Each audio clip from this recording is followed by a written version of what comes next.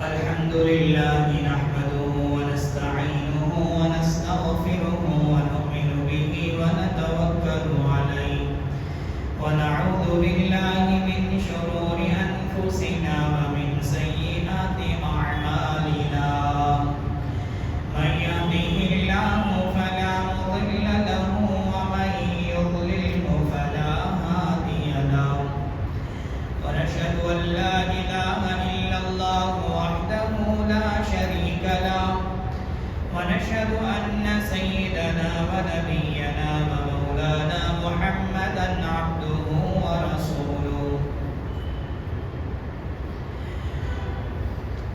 أما بعد فأعوذ بالله من الشيطان الرجيم بسم الله الرحمن الرحيم ومن آياته أن خلق لكم من أنفسكم أزواجا لتسكنوا إليها وجعل بينكم مودة ورحمة إن في ذلك لآيات لقوم يتفكرون صدق الله مولانا العظيم اللهم صل على سيدنا محمد في أول كلامنا اللهم صل على سيدنا محمد في أوسط كلامنا اللهم صل على سيدنا محمد في آخر كلامنا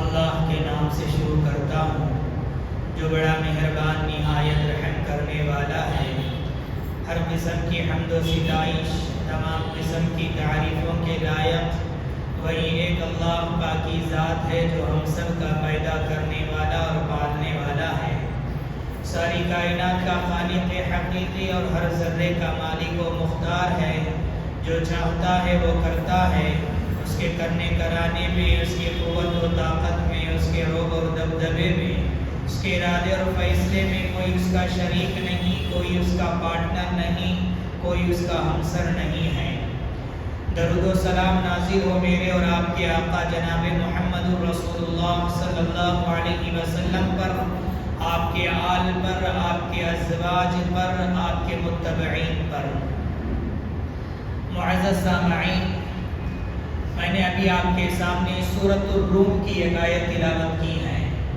اس آیت میں اللہ تبارک و تعالی نے اپنی قدرت کی نشانی کو بیان فرمایا ہے دیکھیے اللہ نے فرمایا کہ وَمِنْ آيَاتِهِ أَنْ خَلَقَ لَكُم مِّنْ أَنفُسِكُمْ اللہ کی قدرت کی نشانیوں میں سے ایک نشانی یہ ہے کہ اللہ تبارک و تعالی نے تمہارے لیے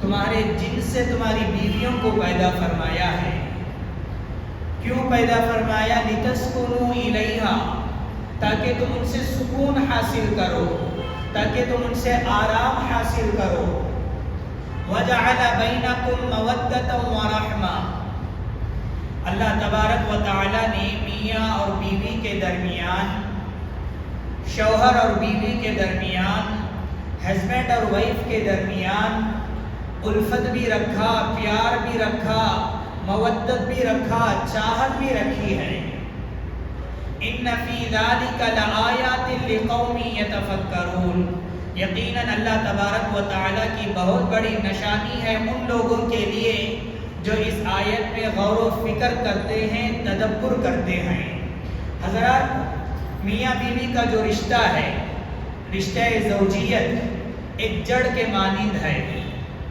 رشتہ زوجیت اسی سے ساری شاخیں نکلتی ہیں اسی رشتے سے گھر بنتے ہیں اسی رشتے سے خاندان بنتے ہیں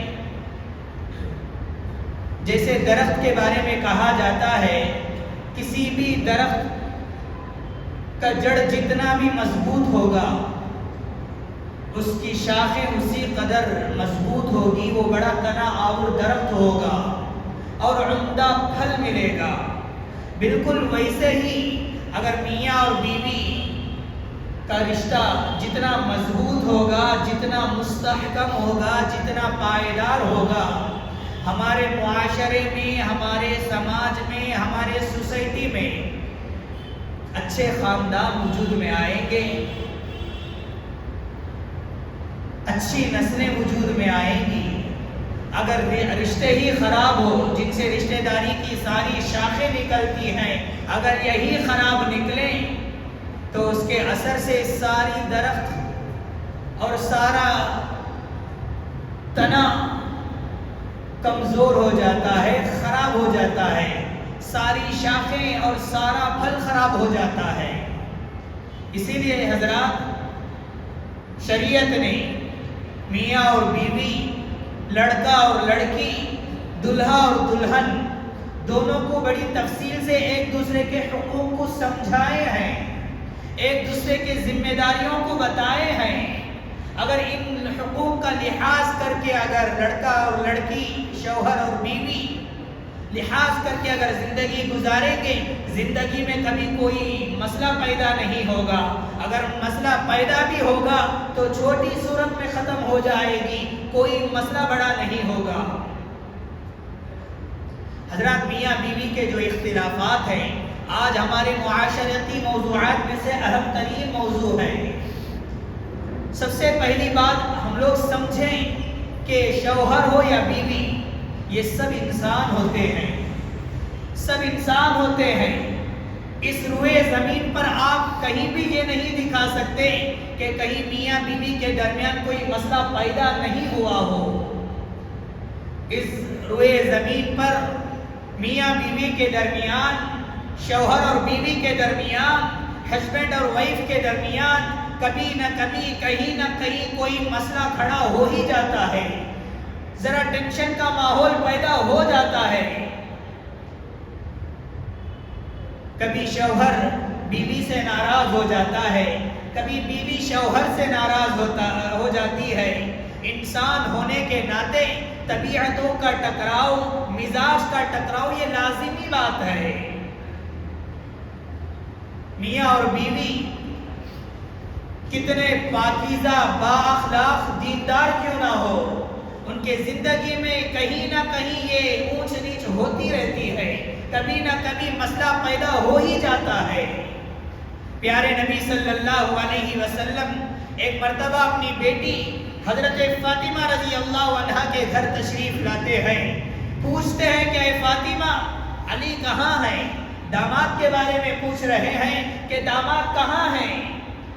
حضرت فاطمہ رضی اللہ عنہا کہتی ہیں کہ یا رسول اللہ، اے اللہ کے نبی، میرے اور علی کے درمیان میں کچھ اونچ نیچ ہو گئی ہے، کچھ باتیں ہو گئی۔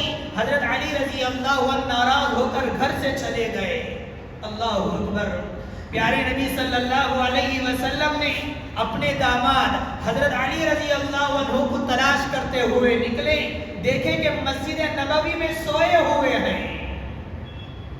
پیارے نبی صلی اللہ علیہ وسلم نے دیکھا کہ حضرت علی رضی اللہ عنہ مسجد نبوی میں اس زمانے میں آج کی طرح قالین بچھی ہوئی نہیں تھی، آج کی طرح ٹائلز لگا ہوا نہیں تھا، آج کی طرح گرینیڈ لگی ہوئی نہیں تھی۔ اس زمانے میں جو مسجد نبوی کی جو فرش تھی وہ مٹی کی تھی، گارے کی تھی۔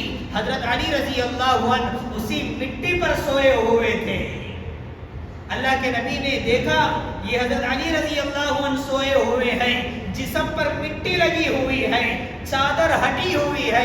اللہ کے نبی صلی اللہ علیہ وسلم نے اپنے دستے مبارک سے، اپنے ہاتھوں سے حضرت علی رضی اللہ عنہ کے جسم سے مٹی کو جھاڑ رہے ہیں۔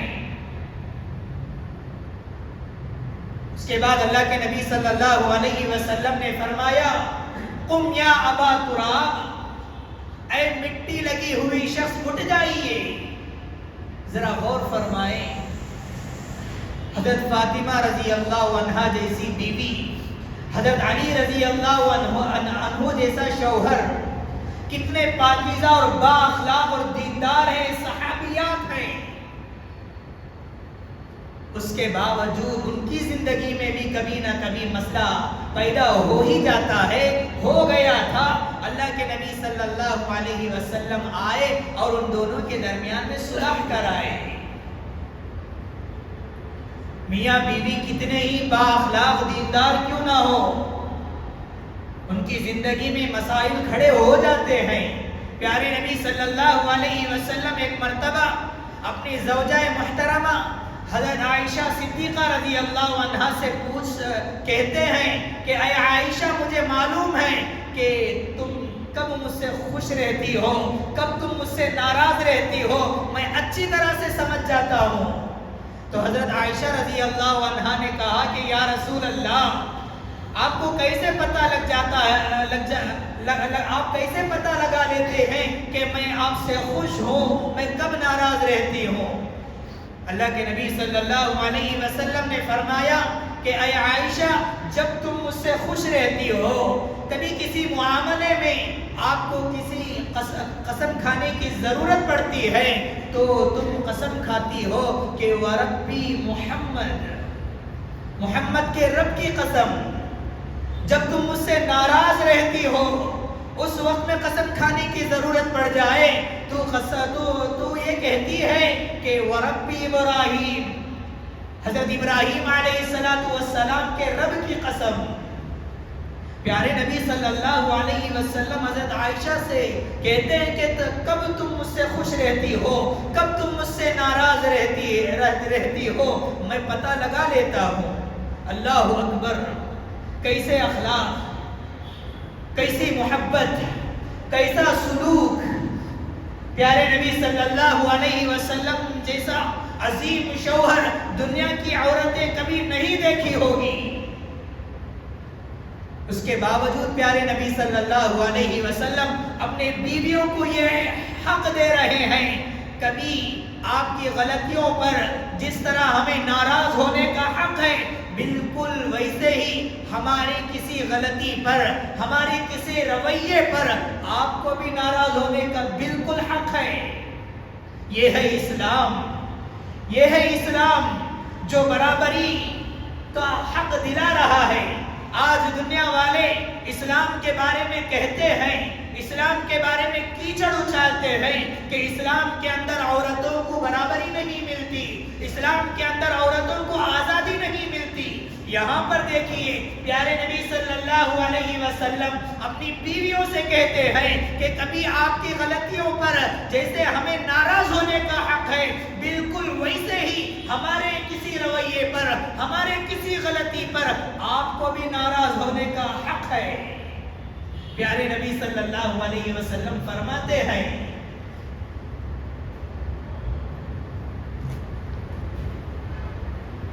پیارے نبی صلی اللہ علیہ وسلم اپنی بیویوں سے عرض کر رہے ہیں۔ اسی لیے حضرات آج معاشرے کے اندر، آج میاں بیوی کے درمیان جو تناؤ، جو اختلافات، لڑائی جھگڑے، یہاں تک کہ مسئلہ طلاق تک پہنچ جاتا ہے، یہاں تک کہ مسئلہ خلے تک پہنچ جاتا ہے، یہاں تک مسئلہ ڈیورس تک پہنچ جاتا ہے۔ شادی ہوئی 6 مہینے نہیں، طلاق تک مسئلہ پہنچ جاتا ہے۔ شادی ہوئی 1 سال نہیں گزری کہ مسئلہ خلے تک پہنچ جاتی ہے۔ وہ بھی شادی ایسی نہیں، دھوم دھام، لاکھوں نہیں بلکہ کروڑوں روپے خرچ ہوتے ہیں شادی میں۔ اس کے باوجود بھی میاں بیوی کے درمیان لڑائی جھگڑے، یہاں تک کہ جدائی کا مرحلہ آ جاتا ہے۔ آخر اس کی وجہ کیا ہو سکتی ہے؟ ہر چیز کا ایک ریزن ہوتا ہے، ہر چیز کا ایک سبب ہوتا ہے۔ آخر میاں بیوی کے درمیان لڑائی جھگڑے ہوتے کیوں ہیں؟ آئیے آج کے خطبے میں چند اسباب میں آپ کے سامنے رکھتا ہوں۔ حضرات، میاں بیوی کے درمیان جو لڑائی جھگڑے ہوتے ہیں، ان میں کا سب سے پہلا وجہ، سب سے پہلا ریزن یہ ہے کہ آج رشتہ کرتے ہوئے دینداری اور اخلاق کو نظر انداز کر کے رشتہ کرتے ہیں۔ سب سے پہلی وجہ یہی ہے کہ آج ہمارے معاشرے میں، آج ہمارے مسلم سماج کے اندر جب بھی رشتہ دیکھنے کے لیے قدم اٹھتا ہے تو دینداری کو نظر انداز کر دیتے ہیں، اخلاق کو نظر انداز کر دیتے ہیں، یہاں تک کہ گاڑی بنگلوں کو دیکھا جاتا ہے، دھن دولت کو دیکھا جاتا ہے، گاڑی اور گھروں کو دیکھا جاتا ہے، خوبصورتی کو دیکھا جاتا ہے۔ یاد رکھو پیارے نبی صلی اللہ علیہ وسلم نے فرمایا تھا، اذا اتاکم من ترضون دینہ وخلقہ فزوجوہ الا تفعلوہ تکن فتنۃ فی الارض وفساد کبیر۔ پیارے نبی صلی اللہ علیہ وسلم نے فرمایا، جب تمہارے لڑکے کے لیے کبھی ایسی لڑکی کا رشتہ آ جائے جو دیندار ہے، با اخلاق ہے، کبھی آپ کی لڑکی کے لیے ایسے لڑکے کا رشتہ آ جائے جو دیندار ہے، با اخلاق ہے، تو الحمدللہ کہو، نکاح کرا دو۔ اگر ایسا نہیں ہوگا، دینداری کو نظر انداز کیا جائے گا، اخلاق کو نظر انداز کر کے اگر آپ رشتہ کرو گے، صورت کو دیکھ کر اگر رشتہ کرو گے، حسن و جمال کو دیکھ کر اگر رشتہ کرو گے، دھن دولت کو دیکھ کر اگر رشتہ کرو گے، کبھی نہ کبھی آپ کی زندگی میں فساد برپا ضرور ہو کر رہے گا۔ پیارے نبی صلی اللہ علیہ وسلم نے فرمایا، جب بھی رشتہ کرتے ہیں تو سب سے پہلے دینداری کو مقدم رکھو۔ آج ہمارے معاشرے میں ہوتا کیا ہے، ہم بھی جانتے ہیں، آپ بھی جانتے ہیں، جب بھی رشتہ دیکھنے کے لیے جاتے ہیں، بنگلور والے، کرناٹک والے، آندھرا والے، تمل ناڈو والے، ہندوستان والے رشتہ کیسا دیکھتے ہیں وہ مجھے بھی معلوم ہے، آپ کو بھی معلوم ہے۔ جب لڑکی کے گھر کو جاتے ہیں تو کیا کیا رسمیں ہوتے ہیں، کیا کیا نخرے پیدا ہوتے ہیں، آپ کو معلوم ہے۔ جب لڑکی کو لا کر بٹھایا جاتا ہے، رشتہ دیکھنے کے لیے والدین جاتے ہیں تو لڑکی کو کھڑا کر بھی دیکھتے ہیں، بٹھا کر بھی دیکھتے ہیں، بچی کو ہنسنے کے لیے کہتے ہیں، خامخواہ ہنسنے کے لیے۔ کیا لڑکی پاگل ہے؟ کیا خامخواہ ہنسنے کے لیے لڑکی پاگل ہے؟ اب بچی کو ہنساتے ہیں، کیوں ہنسائیں؟ اگر پوچھا جائے تو کہتے ہیں کہ بچی کے دانتوں کو ہم نے دیکھنا ہے۔ کیوں میں بچی کے دانتوں کو دیکھا؟ اس لیے کہ دانت بھی برابر ہونا چاہیے۔ کیا وہ مولڈنگ ہے؟ کیا وہ برابر رہنے کے لیے اللہ تبارک و تعالیٰ کی خلقت ہے؟ ایسے ایسے رسمیں، ایسے ایسے شرک ہمارے معاشرے کے اندر پیدا ہوتا ہے۔ اگر خدا نخواستہ لڑکی کے منہ کے اندر دانتا اگر ہٹ ہٹ کر رہا تو کوئی عورت فتویٰ دیتی ہے بیٹھ کر، جس کے لڑکی کے دانتوں کے درمیان اگر فاصلہ ہے تو وہ لڑکی شوہر کا پورا پیسہ ہضم کر جاتی ہے۔ ایسے ایسے باتیں جو دین سے کوئی واسطہ ہی نہیں، جو بیکار باتیں ہمارے معاشرے کے اندر پائی جاتی ہے۔ عزیزان گرامی، یہ بیکار کی باتوں سے اپنے آپ کو بچائیں، اپنے گھر والوں کو بچائیں۔ جاتے ہیں، پوچھتے ہیں، اگر لڑکی پسند آ گئی الحمدللہ، سب سے پہلے سوال ہوتا ہے کہ لڑکی کے والد کیا کرتے ہیں۔ اگر لڑکی کے والد مالدار ہے تو الحمدللہ کہہ دیتے ہیں، اگر لڑکی کے والد مالدار نہیں ہیں، گھر کے اندر بیٹھے ہوئے ہیں، کوئی کام نہیں کرتا ہے، تو فوراً ریجیکٹ کر دیتے ہیں، منع کر دیتے ہیں۔ پیارے نبی صلی اللہ علیہ وسلم نے کیا فرمایا؟ اگر آپ کے لڑکے کے لیے کسی ایسی لڑکی کا رشتہ آ جائے جو با اخلاق ہے، دیندار ہے، یا آپ کے لڑکی کے لیے کوئی ایسے لڑکے کا رشتہ آ جائے جو با اخلاق ہے، دیندار ہے، اچھے خاندان کا لڑکا ہے، تو الحمدللہ کہو، نکاح کرا دو۔ لیکن ہم لوگ سب سے پہلے جن چیزوں کو سامنے رکھنا چاہیے اس چیز کو ہم پسے پشت ڈال دیتے ہیں، اخلاق کو پسے پشت ڈال دیتے ہیں، دینداری کو نظر انداز کر کے رشتہ کرتے ہیں۔ ایسے رشتے نبھتے نہیں ہیں۔ جو صورتوں کو دیکھ کر رشتہ کرتے ہیں، صورتوں سے رشتہ نبھتے نہیں بلکہ سیرتوں سے رشتے نبھتے ہیں، اخلاق سے رشتہ نبھتا ہے، اچھے سلوک سے رشتہ نبھتا ہے۔ صورتوں کا نشہ تو چند سالوں کے لیے ہوتا ہے، اس کے بعد صورتوں کا نشہ، حسن و جمال کا نشہ، خوبصورتی کا نشہ اتر جاتا ہے۔ میرے نوجوان بھائیوں، حسن و جمال کے پیچھے پڑ کر اپنی جوانی کو برباد نہ کرو، اپنی زندگی کو برباد نہ کرو۔ سب سے پہلے دیکھو کیا لڑکی قائم اللیل ہے، صائم النہار ہے؟ کیا نماز پڑھنا جانتی ہے؟ کیا قرآن پڑھنا آتا ہے؟ حضرت شیخ سعدی رحمت اللہ علیہ، حضرت لقمان حکیم اپنے بیٹے کو نصیحت کرتے ہوئے کہتے ہیں کہ اے میرے بیٹے، کبھی بری عورت سے نکاح نہیں کرنا، کبھی بری عورت سے نکاح نہیں کرنا، اس لیے کہ وقت آنے سے پہلے تمہیں بوڑھا کر دے گی۔ کتنی اچھی بات کہی حضرت لقمان حکیم نے۔ جس طرح ایک سنار سونا لینے سے پہلے گھس گھس کر دیکھتا ہے، بالکل ویسے ہی ہم لوگوں کو لڑکی کے تلاش میں رہتے ہیں۔ لڑکی کا رشتہ ہو یا لڑکے کا رشتہ ہو، بالکل اسی طریقے سے پوری تحقیقات کر کے ہم لوگوں کو رشتہ کرنا چاہیے۔ آج معاشرے میں ہوتا یہ ہے کہ لڑکی ہے، اپنی پڑھائی کو ختم کر کے بیٹھی ہے، سوچتے ہیں کہ اب دنیا والے کیا کہیں گے، معاشرے والے کیا کہیں گے، لوگ کیا کہیں گے، رشتہ دار کیا کہیں گے۔ اب اس ڈر سے وہ لوگ جلد بازی میں آ کر اپنی بیٹی کا رشتہ تحقیقات کیے بغیر، انکوائری کیے بغیر وہ رشتہ کر دیتے ہیں۔ اس کے بعد 6 مہینے نہیں گزرتے، 1 سال نہیں گزرتے، طلاق تک مسئلہ آ پہنچتا ہے۔ اسی لیے حضرات،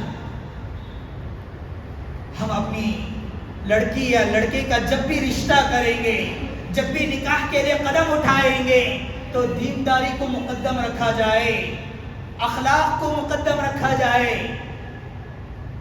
پیارے نبی صلی اللہ علیہ وسلم نے یہی فرمایا، اذا اتاکم من ترضون دینہ وخلقه فزوجوه الا تفعلوه تکن فتنة فی الارض وفساد کبیر۔ پیارے آقا صلی اللہ علیہ وسلم نے فرمایا، اگر تمہارے لڑکے کے لیے ایسی لڑکی کا رشتہ آ جائے جو با اخلاق اور دیندار ہو تو الحمدللہ کہو اور نکاح کرا دو، بات آگے بڑھاؤ۔ حضرت یہ سب سے پہلا ریزن ہے جو آج ہمارے معاشرے میں دینداری اور اخلاق کو نظر انداز کر کے نکاح کرتے ہیں۔ اسی طرح سے حضرات، میاں بیوی کے درمیان جو اختلافات اور لڑائی جھگڑے کا جو دوسرا سبب ہے، ان میں سے ایک یہ ہے کہ ان دونوں میں سے کوئی ایک حقوق کی ادائیگی نہ کرتا ہو۔ میاں بیوی ہیں، ایک دوسرے کے حقوق ہیں، شوہر کے کچھ حقوق ہیں، بیوی کے کچھ حقوق ہیں۔ شوہر کے حقوق کیا ہیں؟ اپنی بیوی کے لیے گھر کا انتظام کریں، کھانے کا انتظام کریں، کپڑے کا انتظام کریں۔ اور بیوی کا حقوق کیا ہے؟ وہ اپنے شوہر کی عزت کی حفاظت کریں، اس کے بچوں کی نگرانی کریں۔ لیکن آج ہوتا یہ ہے کہ ایک دوسرے حقوق کو مطالبہ کرنے پر لگے ہوئے ہیں، لیکن ایک دوسرے کے حقوق کو ادا کرنے پر نہیں توجہ دیتے۔ شوہر چاہتا ہے کہ بیوی مکمل میرا حقوق ادا کرے، بیوی چاہتی ہے کہ شوہر میرا مکمل حقوق ادا کرے۔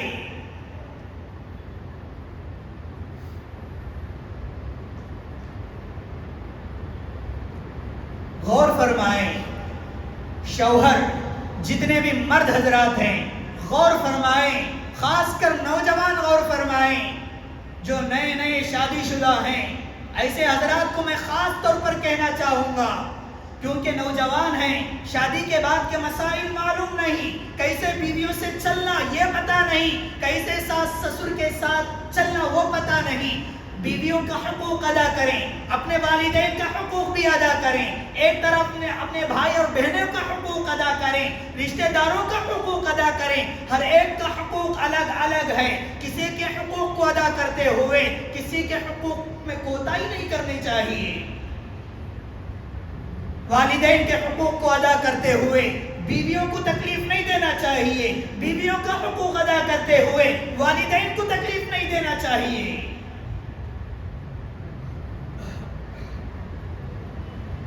نوجوان چاہتے ہیں، آج کے جو نیو جنریشن ہے، اسکولوں اور کالجوں میں جو پڑھتے ہیں، اس کو محبت کے فتنے میں مبتلا ہو جاتے ہیں، اس کے بعد ان کو چلنا نہیں آتا، کہتے ہیں کہ میری بیوی 100% ویسا رہے جیسا میں چاہتا ہوں، یہ ہرگز ہو نہیں سکتا۔ ہر فیلڈ کے اندر آپ دکان کے مالک ہیں، آپ اگر یہ چاہتے ہیں کہ میرا نوکر دکان میں کام کرنے والا 100% ویسا ہو جائے جیسا میں کہوں، تو یہ ہرگز نہیں ہو سکتا۔ کہیں نہ کہیں انسان ہے، غلطی ہو جاتی ہے، کوتاہی ہو جاتی ہے۔ اسی لیے اللہ تبارک و تعالی نے فرمایا فَإِن كَرِهْتُمُوهُنَّ فَعَسَىٰ أَن تَكْرَهُوا شَيْئًا وَيَجْعَلَ اللَّهُ فِيهِ خَيْرًا كَثِيرًا۔ اگر بیوی کے اندر کوئی کوتاہی نظر آئے، کوئی غلطی نظر آئے تو صبر کرو، برداشت کر کے چلو۔ ہو سکتا ہے کہ تمہارے بیوی کے اندر آگے چل کر مستقبل میں اللہ تبارک و تعالیٰ نے تمہارے لیے خیر ہی خیر رکھ دیا ہو۔ پیارے نبی صلی اللہ علیہ وسلم نے فرمایا ایک دوسرے کے حقوق کو ادا کرتے ہوئے چلو۔ میاں بیوی اگر ایک دوسرے کو حقوق ادا کرتے ہوئے، لحاظ کرتے ہوئے اگر چلیں گے تو زندگی میں کبھی بھی کوئی مسئلہ پیش نہیں آئے گا۔ اگر آئے گا بھی تو چھوٹے چھوٹے مسئلے آئیں گے، وہ ختم ہو جائیں گے، بڑے مسئلے کبھی بھی نہیں آئیں گے۔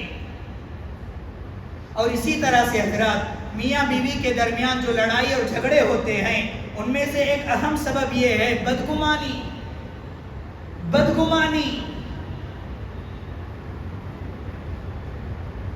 میاں بیوی کے درمیان شیطان وسوسہ ڈالتا ہے۔ شارحین حدیث وسوسے کے باب میں یہ حدیث کو ذکر فرمایا ہے۔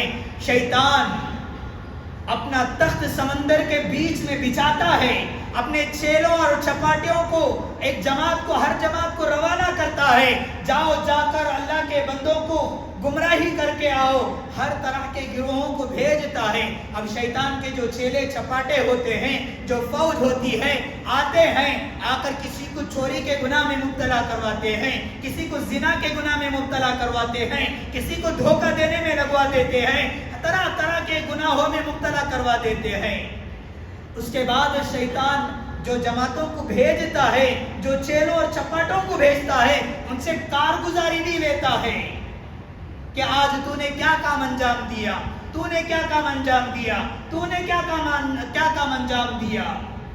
شیطان نے جو فوج بھیجا، وہ فوج جب واپس آتے ہیں شیطان سے کارگزاری سنانے لگتے ہیں۔ شیطان پوچھتا ہے کہ بتا آج تو نے کیا کام انجام دیا؟ وہ کہنے لگتا ہے کہ میں نے فلاں کو زنا میں مبتلا کروایا۔ تو وہ کہتا ہے کہ کوئی قابل کام تو نے نہیں کیا، کوئی قابل ذکر تو نے کام نہیں کیا ہے۔ کوئی شیطان کی فوج کہتی ہے کہ میں نے کسی کو گناہ میں مبتلا کروایا، وہ اس سے بھی کہتا ہے کہ تو نے بھی کوئی قابل تعریف کام نہیں کیا۔ اسی طرح ہر آدمی کچھ نہ کچھ کہتا ہے، سب سے وہی جواب دیتا ہے کہ تم لوگوں نے کوئی قابل ذکر، کوئی قابل تعریف کام نہیں کیے ہیں۔ یہ شیطان اٹھتا ہے، آ کر کہنے لگتا ہے کہ میں نے ایسا کام کیا ہے کہ میاں بیوی کئی سالوں سے محبت سے زندگی گزارتے ہوئے آ رہے تھے، میں نے ان کے درمیان بدگمانی پیدا کر دیا، میں نے ان کے درمیان بدگمانی پیدا کر دیا، یہاں تک کہ غلط فہمیاں پیدا ہو گئی، اور غلط فہمی سے نفرت پیدا ہو گیا، نفرت سے لڑائی جھگڑے ہوئے، لڑائی جھگڑے سے یہاں تک کہ جدائی ڈلوا دیا۔ اب جو بڑا شیطان ہوتا ہے کہنے لگتا ہے تو ہے میرا اصل شاگرد، تو ہے اصل میرا اسٹوڈنٹ، تو نے کیا ہے قابل تعریف کام۔ پیارے نبی صلی اللہ علیہ وسلم نے فرمایا اس کو قریب کرتا ہے اور شاباشی دیتا ہے اور گلے لگا لیتا ہے۔ اسی لیے حضرات، میاں اور بیوی کے درمیان لڑائی جو جھگڑے ہوتے ہیں، کہیں نہ کہیں اس میں بدگمانی ضرور رہتی ہے۔ بدگمانی کیسے ہوتی ہے؟ فرض کرو جیسے ہی شوہر کام سے گھر کے اندر آیا، آفس سے گھر کے اندر آیا، بیوی اپنے والدین سے یا بہن سے یا بھائی سے یا رشتہ داروں سے فون پر بات کر رہی تھی۔ اب شوہر جیسے ہی گھر کے اندر داخل ہوا، بیوی فون میں بات کر کے ختم ہو گیا، بات ختم ہو گئی، اس لیے اس نے فون رکھ دی۔ جیسے ہی فون اس نے رکھی، شیطان اس کو وسوسہ ڈالتا ہے، جیسے ہی میں گھر کے اندر آیا یہ میری بیوی فون رکھتی، کس سے بات کر رہی تھی، کس سے بات کر رہی تھی؟ اب شیطان اس کے اندر وسوسہ ڈالتا ہے، یہ بیوی کے تعلق سے یہ بدگمانی ہے۔ اب شوہر کے تعلق سے بدگمانی کیا ہے؟ بیوی کے اندر یہ بدگمانی شیطان پیدا کرتا ہے۔ اگر کوئی شوہر، کوئی ہسبینڈ رات میں دیر کے بعد گھر کو واپس لوٹتا ہے، رات میں 12 بجے 1-2 بجے گھر کے اندر آتا ہے، تو بیوی کے اندر یہ بدگمانی پیدا ہو جاتی ہے، پتہ نہیں ہے ہر دن یہ کہاں سے تاخیر سے آ رہا ہے۔ یہ بدگمانی شیطان اس کے اندر پیدا کر دیتا ہے۔ پیارے نبی صلی اللہ علیہ وسلم نے فرمایا بدگمانی کو اپنے دل کے اندر جگہ نہ دو۔